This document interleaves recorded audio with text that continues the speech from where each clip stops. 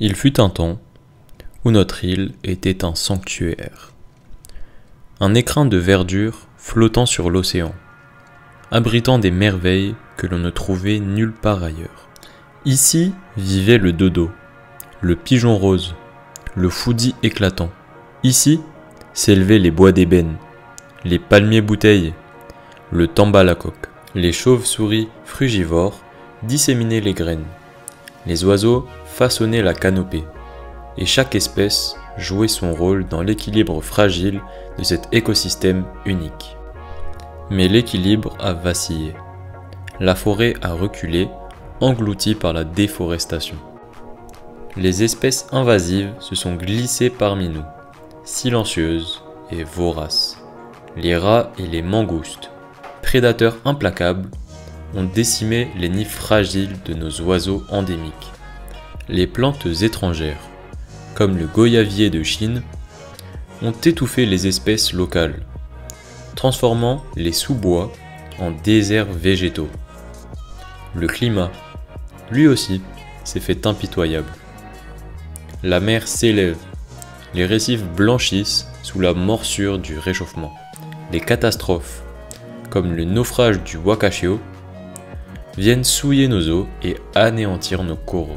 Aujourd'hui, il ne reste que 2% de notre forêt originelle. Beaucoup trop de nos trésors ont déjà disparu. Le dodo n'est plus qu'un souvenir. Le pigeon rose, autrefois au bord de l'extinction, a été sauvé in extremis. Mais pour combien de temps encore? Nos tortues marines, nos dauphins, nos cinques, nos geckos aux reflets d'or, survivront-ils à notre négligence? Face à toutes ces ombres, nous avons décidé de choisir la lumière.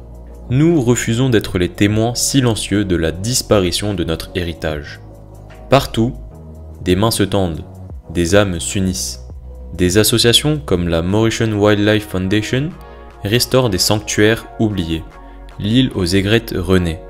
Ses arbres et ses oiseaux retrouvent leur royaume perdu. Le parc national des gorges de la Rivière Noire veille sur les derniers vestiges de notre forêt primaire. Sur les îlots protégés, des espèces rares retrouvent un abri sûr. Des initiatives fleurissent. Écosud défend nos lagons et nos côtes, sensibilisant la population aux enjeux écologiques.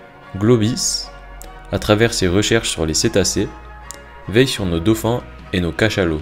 Les botanistes réintroduisent les plantes disparues. Les écologistes rétablissent les équilibres naturels. Partout, la mobilisation grandit. Les jeunes se lèvent, armés de connaissances et d'espoir. Ils replantent, nettoient, réparent, reconstruisent. Parmi les réussites récentes, la réintroduction du Cylindrocline lawrencei, arbuste endémique de Maurice, déclaré éteint en 1990.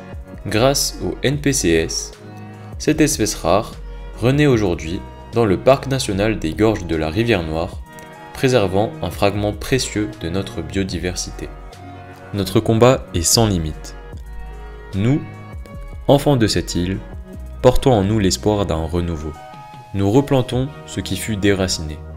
Nous sauvegardons ce qui peut l'être encore. Nous veillons sur cette terre comme sur un bien précieux.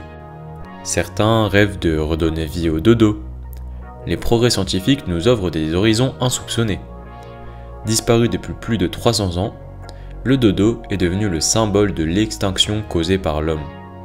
Originaire de notre île, victime de la chasse, de la destruction de son habitat et d'espèces invasives, il n'a pas survécu à l'arrivée des colons.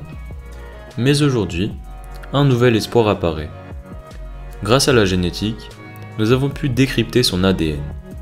Peut-être, un jour, il renaîtra de ses cendres. Peut-être, un jour, la science nous offrira une seconde chance. Mais la véritable question est ailleurs. Sommes-nous prêts à protéger ce qui existe encore? Sommes-nous capables de ne pas répéter les erreurs du passé? Le temps presse, mais l'espoir est encore là. Notre combat continue. Notre combat est sans limite, sans relâche et sans fin.